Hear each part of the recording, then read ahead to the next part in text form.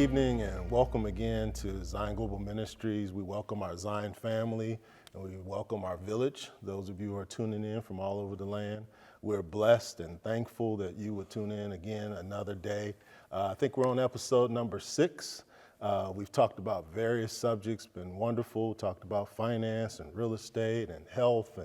And today we're going to touch on some leadership and who knows where the Holy Spirit takes us today. I am just thankful this evening as we set up and have this time of sharing and having a little bit of a conversation with the one and only Dr. Karen Bankston, who is with us today. We are just honored. I'm honored to be able to speak to you in this vein. I know we've had conversations over the phone before, but not in this forum.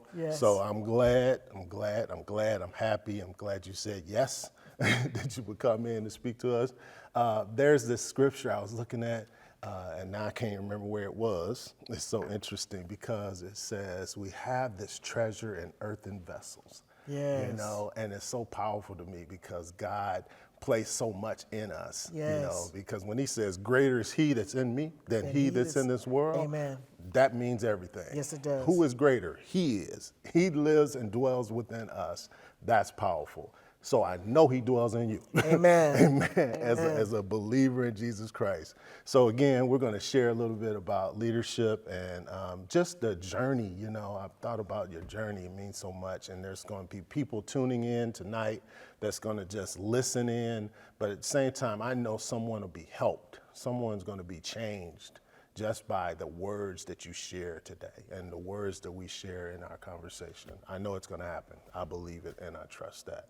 So we're going to just start off. If you can just give us a little bit on you and your background and kind of where you came from. I know you ain't from Cincinnati. You ain't always been Dr. Karen Bankston. No, I tell people that all the time, you know, utilizing the words from Eddie Murphy in Beverly Hills Cop when he said he wasn't always a cop. I always tell people, I said, I wasn't always Dr. Karen Bankston, so now I just want you to know. Keep it honest. Keep it real. So I'm very thankful for the opportunity to share a little bit about my journey and in particular this whole notion of leadership and really kind of peel that back a little bit for your listeners. And I want to start by saying that to people that when we read that God used ordinary people to do extraordinary things, I'm a witness to that reality, because if anybody would have told me that I would end up doing some of the things that I have been so privileged and honored to do, I would have told them, you all are crazy. You know, there's something wrong with you, and the truth is not in you. So I am a firm believer and a witness that God uses all of us for his purpose and for his glory, and I'm a living witness to that. So I am a native of Youngstown, Ohio, where I grew up, and I'm old enough to have experienced some of the racism and disparities that have existed in our country. And you might say, well, why do you start with that? I start with that because I think it's important for people to understand that you can overcome. That's it. That you can overcome. So I'm a native of Youngstown. I'm the oldest of 4 children. My mom is gone now. Her name was Betty Jones. And she was a single mom. She was a single mom. My sister and I had the same father, but my 2 brothers who followed us each have different fathers, you know. And we grew up in the home of our maternal grandparents. Now, that's very different than a lot of people, particularly in today's environment. But my grandfather, who arrived in Youngstown from Montgomery, Alabama, by way of a freight train because he was accused of making advances to a white woman, and they had to get him out of Montgomery. So his journey to Youngstown was because he had to. The Yes, rest of his yeah, family, he yeah. had like 7 brothers and a sister. They all stayed in Montgomery, Alabama. He ended up coming to Youngstown. If you're familiar with the Youngstown area or northeastern Ohio and Oh, yeah. western Pennsylvania and Michigan, like you're from Detroit, was all steel. That's right. So it was all steel. In fact, we lived a street and a river up the hill from the steel mills. Right there. But he was able to obtain a house. He couldn't do it the normal way. He had there was a white guy who befriended him, and he bought the house because back then, this was 1928. A black man couldn't buy a house, so the white guy bought the house, and then over a year or two, what do they call it? Quit deed, claimed it to my grandfather, and so he became a homeowner. Awesome. When black people weren't homeowners, and we grew up in that house. So my mother, her sister, her brother, and then the 4 of us all lived in this 3-bedroom house with 1 bathroom. Now I want everybody to hear that. 1 bathroom. How does that work, right? 1 bathroom.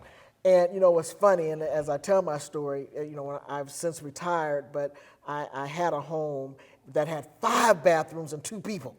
Okay, so me and my husband in 5 bathrooms, but I grew up in this house with all these people and 1 bedroom.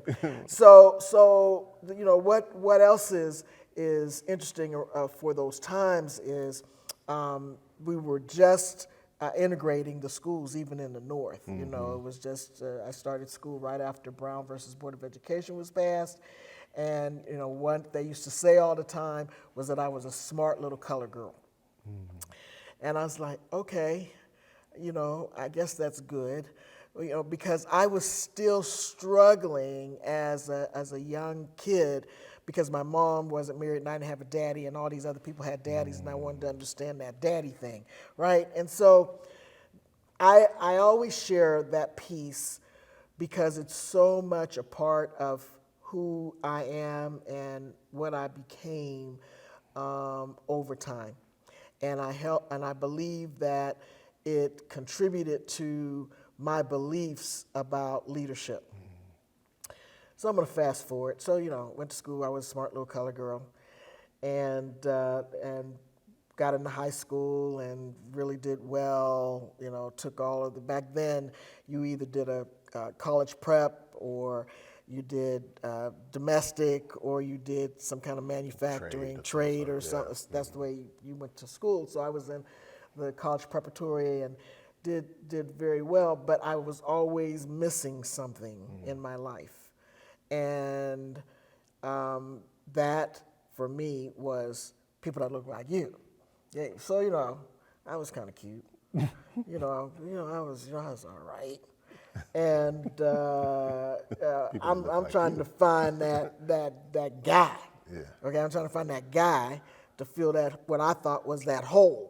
It's funny how they call them bowls. Yeah, right. Yeah, I know. interesting. And that is interesting. So I did, and for what it's worth, when I went to the party, I should have kept on dancing, but I didn't, and we left the party, and then I got pregnant. So I got pregnant in my senior year of high school, and had all of these scholarships and things of that nature. Now I it was like I knew, but psychologically I wasn't accepting it, so I didn't say anything. I just kept on going to school. I was very, very thin, very, very thin, like the women were back in the 70s, 60s, and 70s. And my mother said, "You pregnant?" And I said, "Oh, yes." And that was the first time I ever saw my mother cry, because she always said she did not want her daughters to go through, I won't say it the way she said it because I'm sitting in the place of God. She did not want her daughters to go through what she went through, and was hurt because of this circumstance. Well, the guy that I was dating at the time, we decided to go and get married. So we eloped. we eloped and got married, and he joined the Air Force Early. early. I started gaining weight, about the second half of the school year. And back then, if you were pregnant, you couldn't go to the regular school with everybody else. But I'm an honor student. I was an honor student. I graduated number 9 out of 270 kids. I had all these scholarships. I mean, come on now. You can't put me out. I'm taking trigonometry and physics. Come on, all right? So we hid it. I mean, I was so thin, we were really able to hide it, and I ended up graduating with my class with my honor cords, and then I had my son 2 weeks after. So you didn't get put out the school? I didn't get put because we kept lying. We kept saying, no, she's not pregnant. She's just gaining weight. Yeah. She's just gaining weight. A little thick these days. Right, just gaining weight. And because it was really only going to be, when I started showing, it was at the latter part of the school year. Okay. So anyway, I graduated and went from graduating in June. I started college in fall, just like nothing had happened.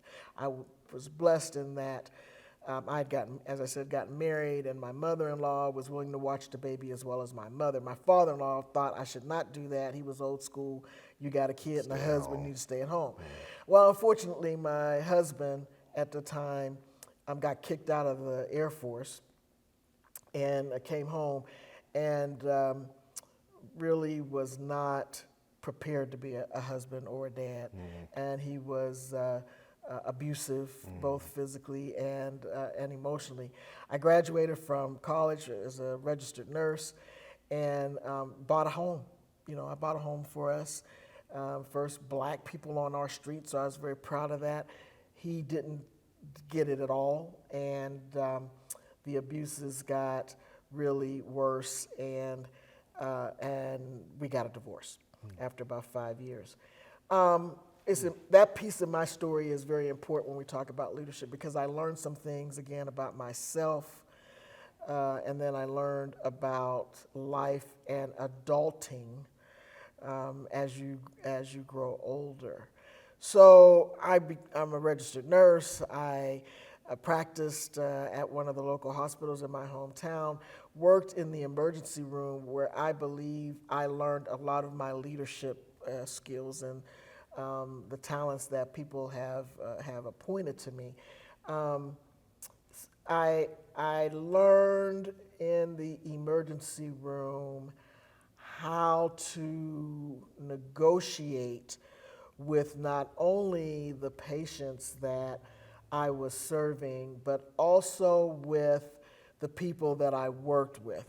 And I have to say that I was the only first black nurse to ever work in that emergency room at that particular hospital.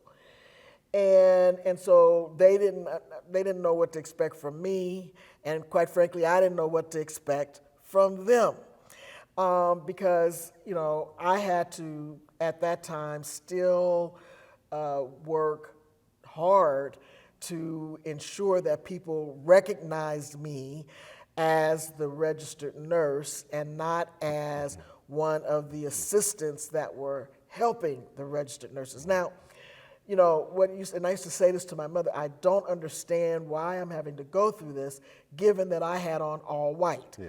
And only registered nurses at that time, it's not like that now, but at that time, only registered nurses wore all white.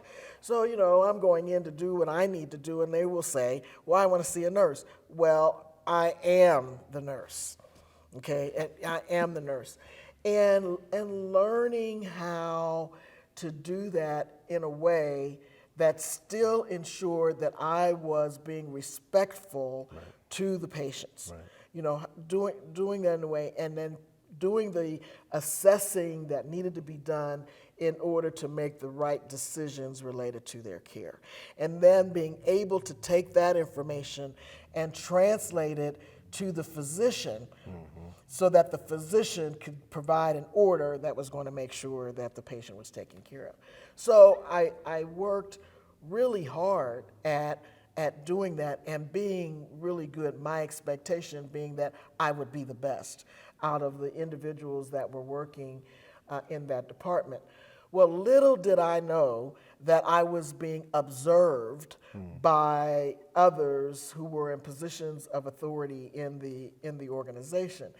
And after having spent about 8 years in the emergency department, I got approached by the person who was then the vice president of nursing at the hospital, who said, I really would like you to come into a management position.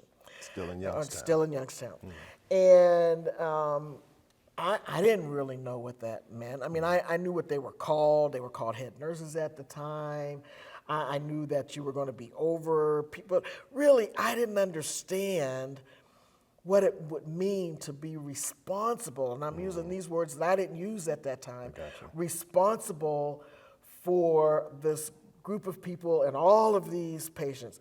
But I know now that what they were trying to accomplish was to meet the requirements for being an affirmative action, equal opportunity employer. There were not a lot of black managers.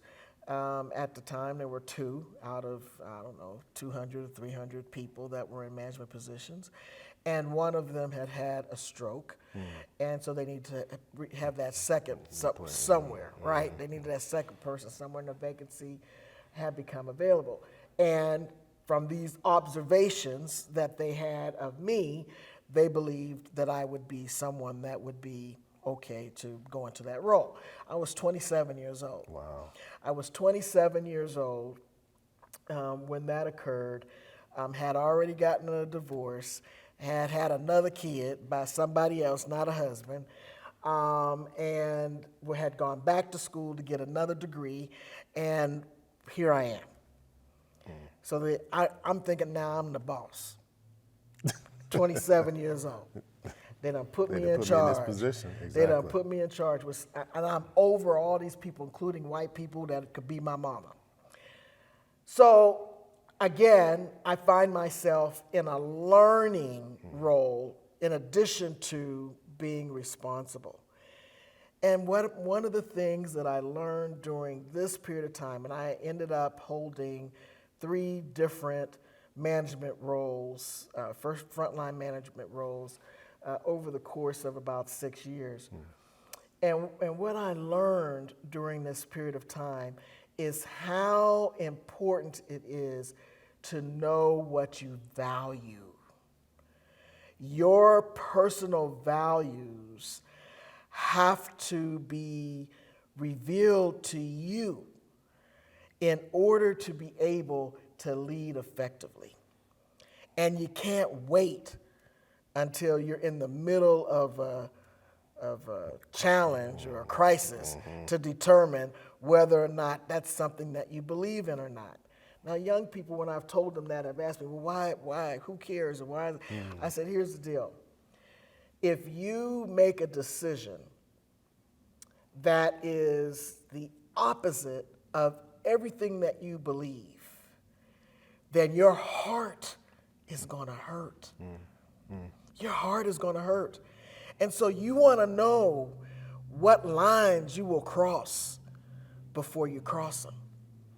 Now, here's the good news about this period of time in my life. By this period of time in my life, I've come to really love the Lord and accepted Him as Lord and Savior of my life. And while I wasn't always doing all the things that perhaps God wanted me to do, I knew always in the back of my head that He was there to support me in all that I did. In all that I did. And it led me to develop behaviors that included everybody, not just the registered nurses that I was responsible for, not just the physicians that I had to negotiate, but the people who were mopping my floors in my organization where I was, the people who were assisting the nurses and delivering food. It afforded me an understanding that I valued people. No matter who they are. That's exactly right. It was a characteristic that I was able to do that because here, listen, in the course of doing all of those things in that part of my life, I was still kind of messed up on the personal side of my life. I got you. Because I was still looking for that love thing that everybody said that they were having, that I wasn't sure how to get that. So in many respects, I was leading dual life. So in the midst of these early management years, I met another guy. Like I said, I met two other guys, but then I met another guy. And he was smooth. Man, look here. I tell you, to the ladies that are listening, watch out for them smooth ones, okay? I'm just saying. Watch out. Watch out. Make sure he's not a Kappa. Yeah, watch out. But he wasn't a Kappa. He wasn't a Kappa. But he was smooth. I am. Yeah, but he was it's, smooth. it's all good. And 6 months after we met, he asked me to marry him, and I said yes. Now, interestingly, at the end of those 6 months, my maternal grandmother, was sick and getting ready to die, and she said, that boy ain't no good.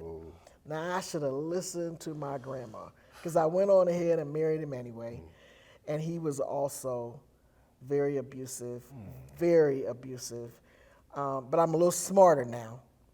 I'm a little smarter because I was 30, so you know, I was a little smarter. And I divorced him after about 6 months. So we got a divorce. But it was a very painful, and I began to think that there was something wrong with me. And so therefore, I ain't doing nothing have anything to do with men. I'm done. I'm gonna take care of my boys, and I'm gonna do this career thing. That's what I'm gonna do. And I'm going back to school. Going all the way. Right, I'm going back to school. I'm getting a graduate degree, and I'm gonna rock the world of healthcare. That's what I'm gonna do. So that's what I did. I went back to school. My mother used to say, she always used to say, no surprise. And I think that I did well in school, and so it was that hole was helping to fill that peace that I had. You know, I would ask God, why me? Why me? You know, why am I unable to find that relationship that you talk about in the Bible? He talks about that relationship between man and woman. I'm like, I want that. Two become one. That's right. Where make is that it? happen, Let's right. have, you know. So I opted to be just Karen, do my thing at work, and take care of my boys and go to school. So in the midst of that and developing this characteristic of being able to be inclusive and relatable to everyone, I get approached again by the person who's the vice president and says that she wants me to put my resume on her desk because she wants me to be the director of medical services for the Western Reserve Care System at the time, which was a 3-hospital system. I'm like, really? This chocolate girl, you know, who really can't get her life together? So I said, God, you're gonna have, and I mean, I prayed, because I really couldn't embrace the notion that I was going to be at that level, and I was only like 32, so I wasn't like an elder. And and God said, you have what I need. I've always remembered that. And in that sense, what he's saying to me is, you have what I need to touch others to know me.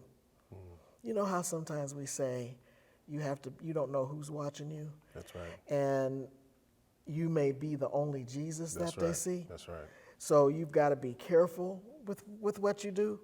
And that's how I took that, and I said yes. Impact, yeah. I said yes. So I went into the role of being director, faced some interesting challenges from people because I was the only African-American director in the entire system.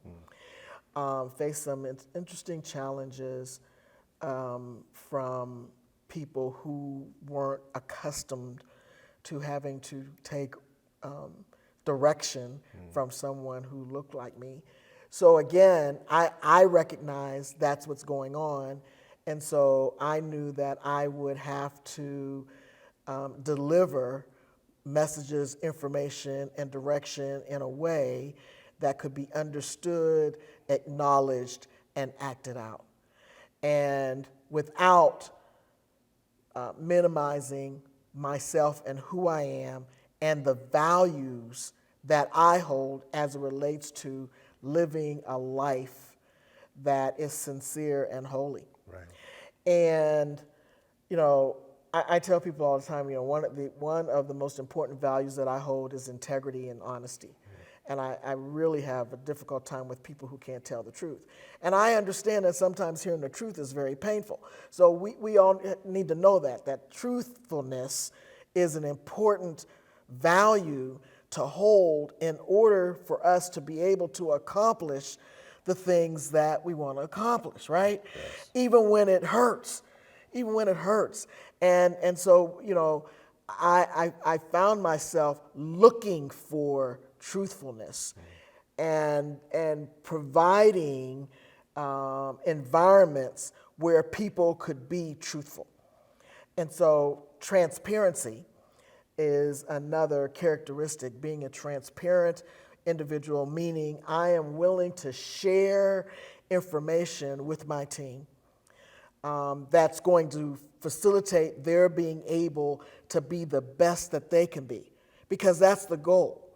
We want everyone to be able to do their jobs, whatever it is, at the best level that they can, giving them the resources and things that they need in order to do that. So that's how I practiced as a director, and at the same time, I was going to school to get that graduate degree. Well, Still in Youngstown. Still in Youngstown. Still in Youngstown. And so I came to Cincinnati as a part of my graduate work. I got my master's degree at Kent State. And I came to Cincinnati. I was doing research on looking at caring behaviors in nurses who are in unions. Because I had always, in Youngstown, everybody's in the union. I don't care if you work at a gas station or a grocery store. Back then, everybody was in the union. You just need to know you have to join the union. And people would say, because we had strikes, there were a lot of strikes, even at the hospital. People would say that the nurses just weren't caring. And so my work was really looking at trying to define what is caring, or what do caring behaviors look like. And because I had been a part of the union when I was a nurse in the ER, and then, of course, working in a facility that all the nurses were unionized, I wanted to get some experiences somewhere else. So I took a small leave to come to Cincinnati to collect data at the university hospital, because those nurses are also unionized. And at the time, the managers that worked at University Hospital were also in the union. In fact, they were in the same union as their staff, which was different than what I was accustomed to. So anyway, I came down here. I was here for about a month, talking with people and interviewing people and stuff for my master's thesis. And on that last week,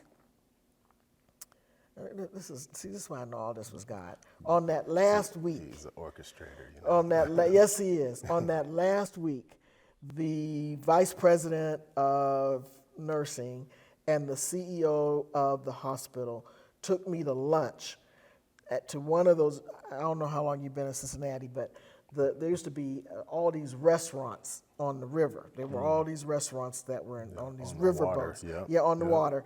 And they took me to lunch to one of those restaurants down there and kind of said, what can we do to get you to move to Cincinnati and be an administrator at the hospital? Now, So what I've heard so far, though, Yeah. it doesn't look like you've had a chance to even put in for jobs. no, didn't. All right. No, not since 1976. Very unique. Yes. Yeah. So that's God. So I'm there. I'm looking at these two white people, And no offense to any white people, but I just have to say that that's how I saw that. I'm like, you all want to bring me to Cincinnati, me, this black girl from Youngstown on the east side of Youngstown, by the steel mills, to be an administrator at a university facility that everybody in the country knows about. Now, my first response was, well, I really don't know about that, because my mother was still alive and she lived by herself. I was the director of this 3-hospital system already, and I'm already thinking, I'm good, right? So I told them I would need to get back to them, and then finished out my project, went back home and graduated and that. And by the way, I got married a third time. To the man I'm married to 33 years later. But I got married a third time. And he had just gotten out of the Air Force and had moved back home to Youngstown. And he said, are you kidding me? We could get out of Youngstown and you telling these people you don't know?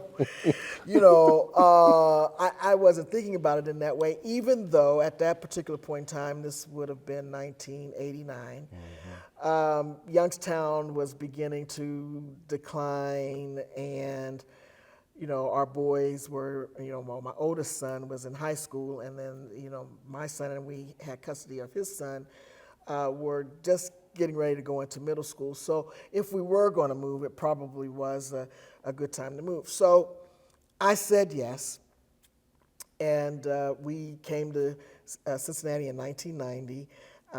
I became the assistant administrator for medical services for the university hospital. And I'm going to just say that I was here 3 months. I was ready to go back to Youngstown. I thought that Cincinnati was one of the most slowest country places I had ever been. Think about it, Cincinnati, Youngstown. Yeah, right. I mean, it was just really not the contemporary city that I expected, and the people were not friendly. Right. So here I come with all of the experiences that I had managing and leading and directing very large groups of people.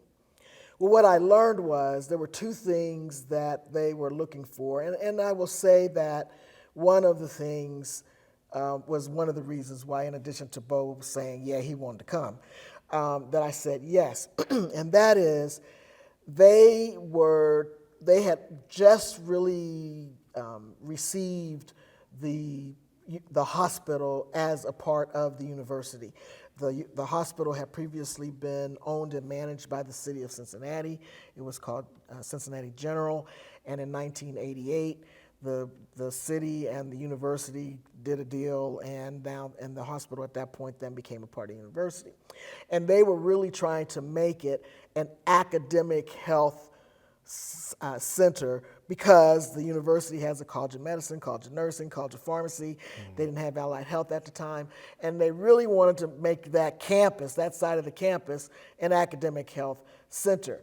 But one of the things that that they would have to overcome was that it had been to that point seen as an indigent care facility. And there were huge accusations that were being dealt with as it relates to race relations, and racism in the organization. And so they wanted to, one, bring in African American leadership, and two, some support as it relates to their bargaining unit. There were 4 or 5 bargaining units at the time, and none of the administrators there had any real bargaining unit experience. And I negotiated, I can't say how many, I don't remember how many contracts with the bargaining units that we had in my hometown. So, okay, so I bring to the organization a skill set that is going to be useful for the organization. I can deal with that. That's a value that I hold, and being able to use the gifts that I've been given. Right. And we would go into meetings, and they would say, we'd like you to meet Karen Bankston, our new African American administrator. Now, everyone that is looking at me right now can look at me and know that I am black. There's Can't no, hide it. no. Okay. When I walk in the room, It's a known fact. Right. Yes. So a few times that happened, and I finally said, I like to believe that I was hired for more than that. Mm-hmm. But then I recognized after talking with them what it was they were trying to accomplish. So I said, okay, but can I just be Karen, right? And we were able to resolve that. I will share with everyone that those years were some of the most challenging years that one could engage in, but also the most fulfilling. I learned a lot about myself. I learned a lot about what it means to lead a large group of people, and the organization and those that were in power saw that in me, and so subsequently I transitioned from that assistant administrator to the vice president of patient care services, to chief nursing officer, and to the vice president of operations and the chief operating officer for the university hospital. Over those 12, 13 years, we were able to do so many magnificent things that brought the hospital to a different level and recognition, not only here locally, but regionally. And I'm very happy and proud to say that I had a role in a lot of those things. But here's the thing. You remember me saying earlier about that gift that I'd been given to be relatable and inclusive and so forth, and that you never know whose life you're going to touch because they may only see Jesus in you. And so some of what I was able to do, I started an employee choir, and things that really brought people together in a way that most administrators would not do. But what that did was that it created an environment where people really felt like they could really be themselves and be included and be their best selves and deliver the kinds of services that we wanted and that everyone deserves. Well, if that wasn't enough, God said, I have another plan. One more. And I have another plan. And I got a call after I had been all these different things, as I said, for probably 12 or 13 years. I got another call from the then CEO of what had become the Health Alliance, because now through all of this, the university had taken responsibility for the hospital, and then the university decided that the hospital needed to join a group and become not public as it was, but private not-for-profit. So I helped shepherd the hospital through all of those changes, and then we became a part of the Health Alliance. Well, the new CEO of the Health Alliance calls my office, says he needs to talk to me. And I'm thinking, he had just gotten there. Let's say this would have been August or September, and he had started in April. I'm like, you don't even know me, but he said, I would like you to consider becoming the senior vice president for our government and community relations and that, he said, whatever you want to call it. Make it up. Yeah. Or whatever. I'm like, now I'm the chief operating officer of the hospital. I'm thinking, again, I'm good. Come on. At that time, I was 40, 45, 46, so I'm still young. I'm good. He said, no. He said, listen, this is true, because he and I are still friends. He would laugh because I'm telling this story. He said he was at the gym on the treadmill, and he was talking to someone next to him about how the person who was this role of managing government relations and all that, was getting ready to retire. And he was just really wanting someone strong that was going to be able to do that and so forth. And the person next to him said, well, you got Karen Bankston working for you. You need to hire her. Next to him at a gym. Yeah, at a gym. Got it. And he said, okay, because he didn't know me. He knew that I was at the hospital because he had met all the people. There are 8 hospitals in the system at the time. But he didn't know me, okay? So that's when he gave a call, and that was the story. So he says, write the job description, whatever you think needs to be in it to get, and here's the 1, 2, 3, 4 outcomes that I'm looking for from this person. I was torn.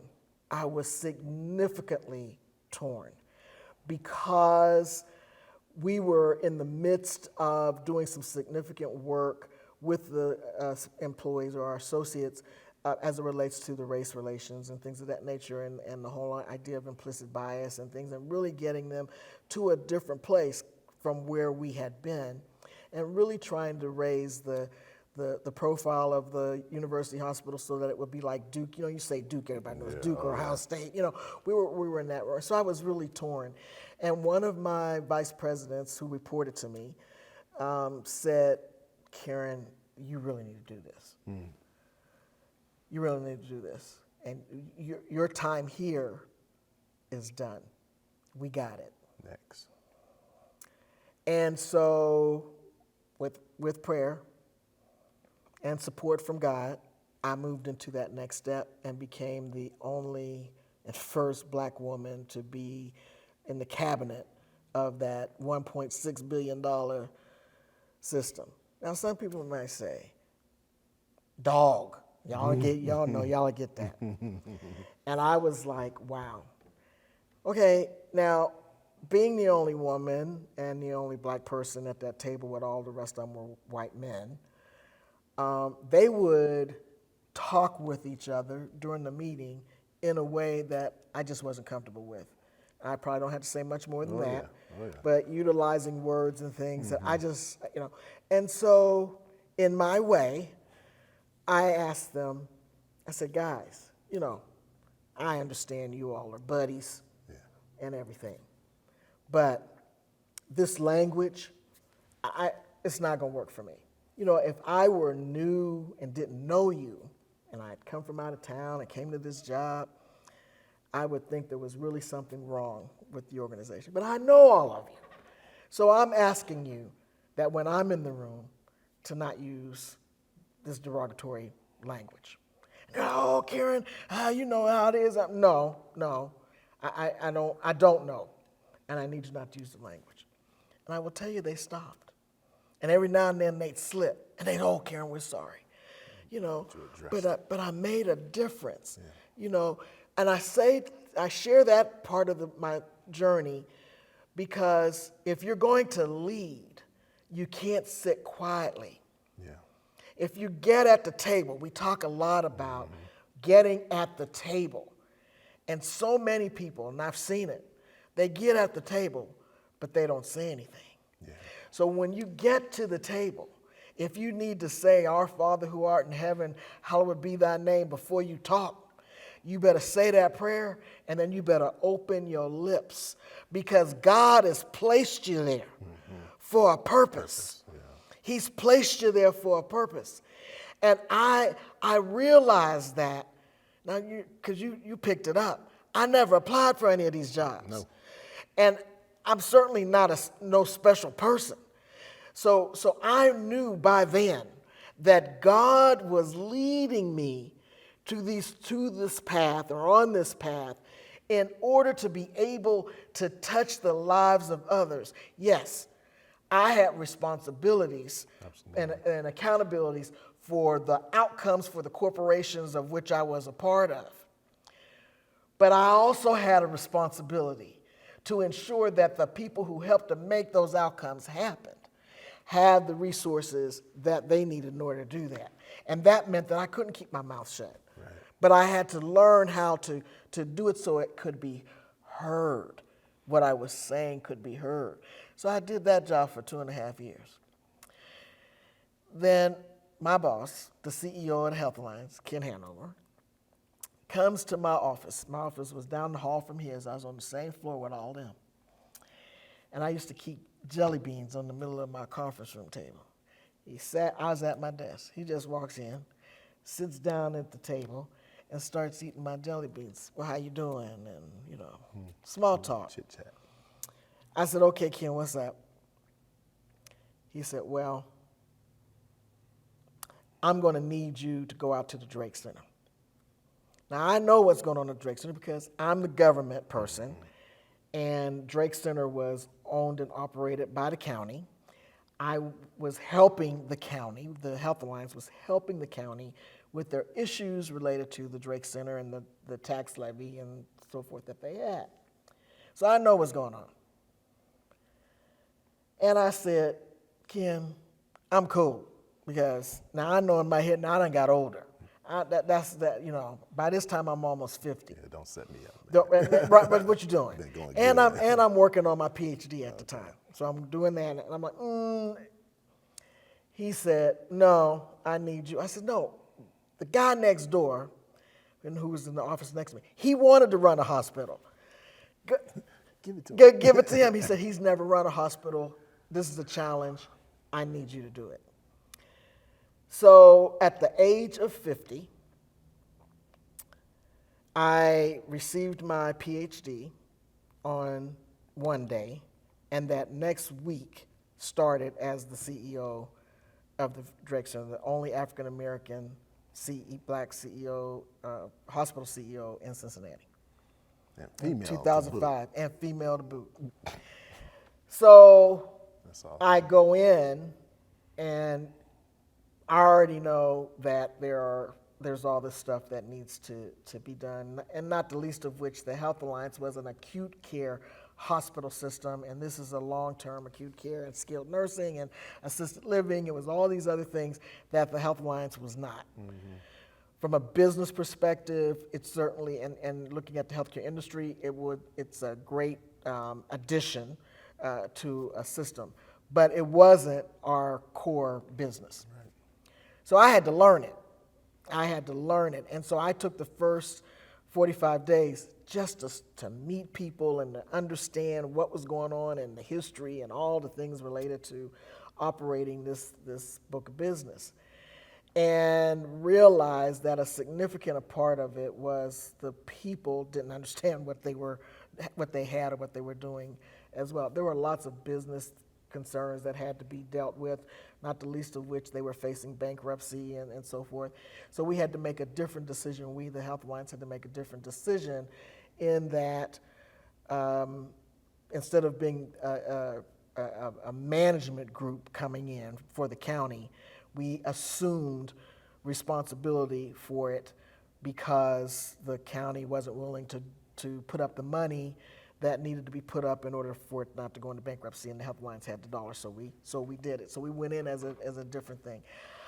I was able to select my own team of people to operate with me, and I'm happy to say that in 18 months we were able to turn the financials around, and by the time I left, I think that the organization was in good stead. At least that's what the people tell me. So I stayed there for 5-6 years and retired. The Health Alliance exploded, and what's left of it is UC Health now. And then I left and started my own consultancy practice where I work with people to help them to understand what they need to do in their organization in order to move from good to great, what leadership looks like. And then a year into that, I get a call from an old friend that I hadn't heard from in years.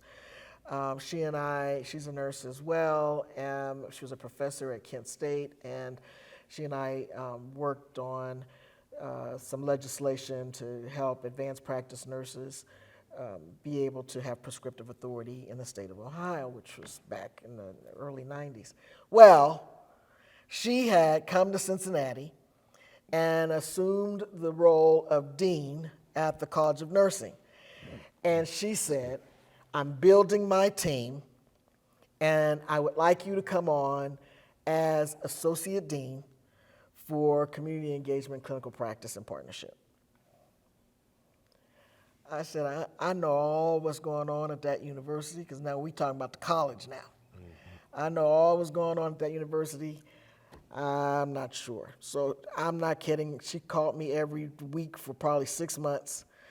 And so I finally said, I'd finished off a consultancy practice that I was doing with the hospital system down in Alabama, and I said, okay. So I joined the University of Cincinnati as one of 2 black associate deans on that campus, and began to start a new journey of learning. And now I'm really old at this point. Now I'm like getting ready to be 60, But learning and utilizing some of the things that I gained from obtaining my PhD, and was able to help write a couple of large grants, multi-million-dollar grants, and work with young students of color at the university, and then black students at Hughes High School for about 5 years, helping promote their desire to move beyond high school, and as well as their parents, or in most instances their mother. So I worked in academia for 8 years, and then I retired again. And now I facilitate and support people of all colors in understanding themselves in the context of where it is they live, work, and play, in hopes of being able to provide them with just enough for what they need in order to go from good to great. That's awesome. Because that is what God desires for all of us. Isn't that what he said? That's right. Isn't that what he said? He desires that for all of us. So I tell that story. I tell my story, often, and I do it in hopes that someone who was like the little black girl on the east side, like me, no matter where they are, will be able to believe that God uses everyone for his purpose. And at the beginning I didn't understand that, and I was a Bible study going, Sunday school, all that. But I didn't always understand internally that that's what was working in my life at that time. Right. Even when I made some really crazy decisions, and the choices and decisions were mine. Right. Even when God was still there, saying, "Yeah, I knew you was going to do that." He knew us from the beginning, right? Didn't he say that? He knew us from the beginning. He knew I was going to do that, and he knew that I would be able to utilize those experiences to build on for the next experience. That's right. And that's exactly how it happened. So I've shared this with my grandkids. My grandkids know my story. That's great. And I share particularly the girls, so that, I'm not saying go out there and do what I did. I didn't say that. Don't. But what I am saying is that if you slip up and you make that decision and something happens, it doesn't mean that God doesn't still love you. It doesn't mean that God still won't help you to get to the next level, because I am a witness that he will. Like I said, I went from growing up in a house with 7 people and 1 toilet to a house with 2 people and 5 toilets. Now, that may not mean nothing to somebody. Listen, I used all of them too. I used all of them. I didn't care. Whichever one I was closest to, that's the one I was going to use. And the point is that whoever would have thought that it was possible? Okay? Yeah. Whoever would have thought it was possible. And because I never applied, listen, I tried to apply for some jobs. You know how you get tired in your job? And you say, I'm out of here. And you go and there's a job over there. I never got none of them jobs. I got close. You only get the ones that But I called you to. The only ones that I got were the ones that they called me. And I just believe in my heart that that was God. See, this is so awesome. And this is what this is really all about. You know, I said we were sharing these multiple subjects. We've talked on all kinds of different things and got a few more areas that we're going to try and cover before we're finished. Pastor started this series out at the beginning of the year called Plan. Plan. And it kind of blew me away because I'm like, really, you? Okay, this is wonderful. Yeah, we're in a great place, man. And so P is purpose. Yes. And you've hit that like 100 times. I Yes. know, at least, right? And Yes. it says alignment, lining up. Yes. As we align with what God's purpose is for our lives, you just start to walk in that. Because Yes. the A is action, move. So you start to move according to the way you've aligned with his purpose for your life. Yes. And then you declare it. It's named, you know. You said, Yes. hey, they said write it out. They said put it down. Make it whatever you want it to be. Right? You say what the name of it is. Yes. As a senior vice president, say that. Okay, great.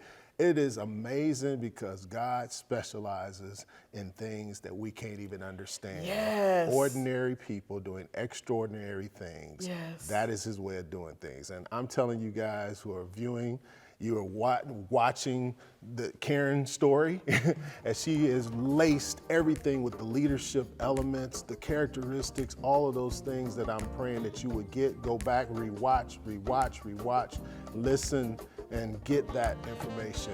It'll be good for you. It'll bless your life. I know it without a doubt.